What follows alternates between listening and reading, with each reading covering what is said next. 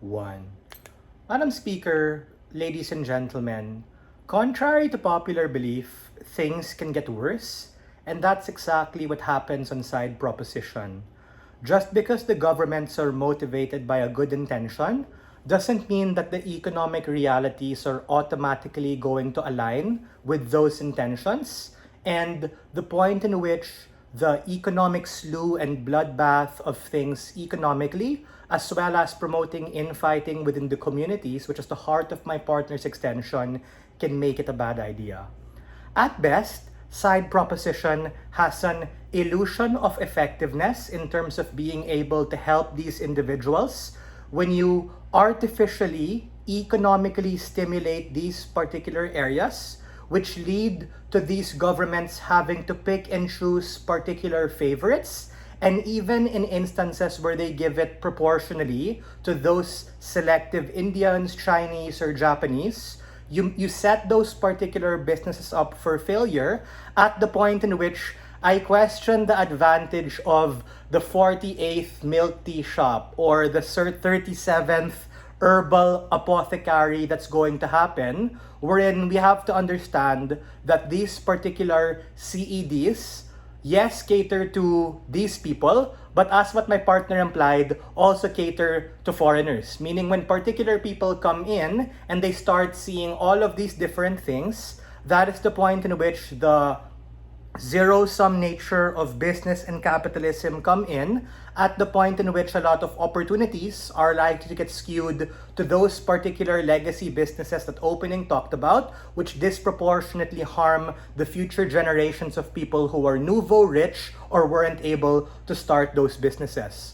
My partner was quite clear in terms of talking about and questioning the lens of this economic incentive and why it can be bad. I am going to vertically weigh that idea and tie it back to the burden of what our side has to do in terms of talking about the protectionist measures being better and ironically being able to help minorities. And note that the things I'm going to say are also going to directly respond to closing government. We need to take a look at these zoning laws as barriers of entry for other kinds of businesses, like that of other large enterprises like KFC. The point in which the government willy-nilly allows them to just come in, which is likely to happen in status quo, may also be bad for those particular businesses, because those particular locals and the foreigners coming in are likely wanting to try and wear and buy a lot of those ethnic food and clothing. Meaning, I don't really go to a Chinatown to drink milk tea, which I can get in the airport. I don't necessarily go to Little Tokyo to have a zinger or hot shots from KFC or whatever Big Mac from McDonald's. Meaning, if that's something that closing government wants to contend with, given what this debate is about, which is primarily these minorities starting their own businesses, I think it's a non-issue at best, because a lot of these large enterprises probably don't even set up shop there to begin with, which is why in instances where they're greedy and want to take the risk, that's where the government should come in and be like, yo, big enterprise, I know you got a fat balance sheet and income statement.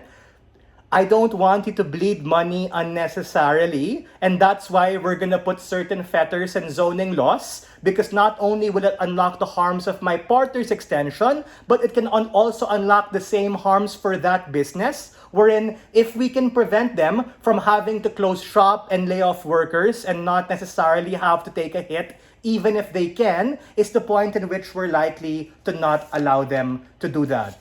Because, similar to the arguments that my partner gave, we need to characterize and understand that these CEDs can be culturally diverse or they can be more culturally centralized, like that of the examples in the info slide.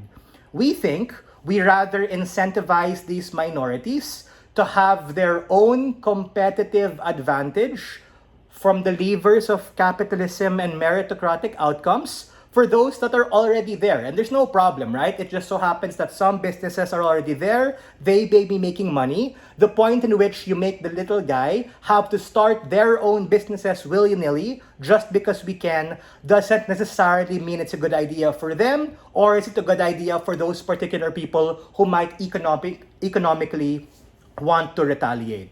Two impacts to this. One, preserving the peace and preventing the infighting from those particular communities. And secondly, protecting the government from potential backlash at the point in which they again also have to choose favorite and prioritize who minority we're necessarily going to give money to, because there are economic realities and money doesn't grow on trees.